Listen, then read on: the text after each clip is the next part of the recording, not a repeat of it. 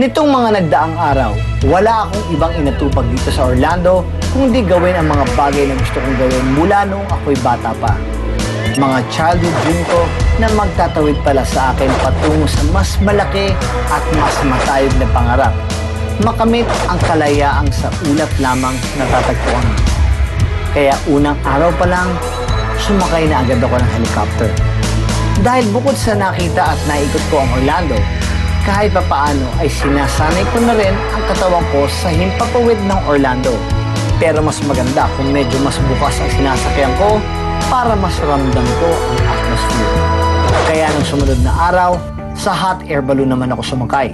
Wow! We're flying!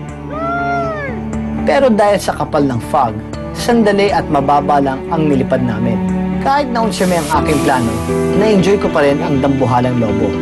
At ng araw ding yon, nakabawi rin ako dahil nakapagpalipad ako ng eroplano. You got it, okay? You fly. I'm flying? Oh my God!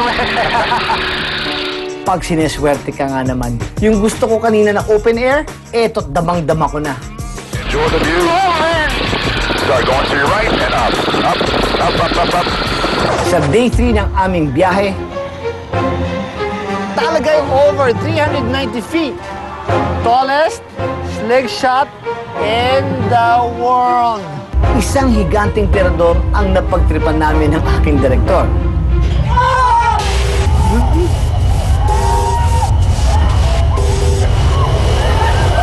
As if one shot was enough, dumalawang round pa kami.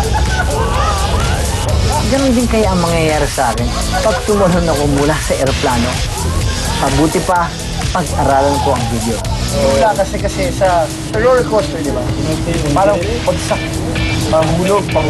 Ito naman, ayun po, ano yung lakas ng hulog mo? Yung lakas ng pataas, parang itatapon. Tapos yung sinabi sa amin, taas yung kamay namin. Mas nagiging feeling kasi wala kang hawak, walang tigas. Yung lambot sa katawan mo, parang bukas na bukas ka. Yung lula talaga, parang kang mamamatay ng tapong ka. Pagtapos yung tapong ka, sa pinakataas, pababa naman din yun. Babagsak ka rin nun, tapos iikot ng iikot yun. Today is day 4. Kaya kanina, nakita nyo ang last and final preparation ko before taking the giant leap. Nalalapit na ang aking pagtalon sa ulap.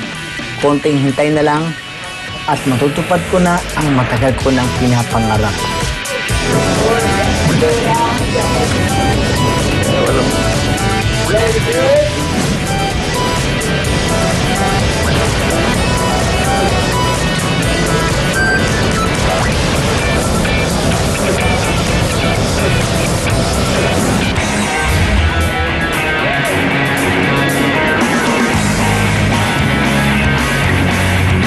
Ang saya-saya ng pamilya ni Beverly Bernal sa larawang ito na kinunan sa Maravina Falls sa Catanduanes.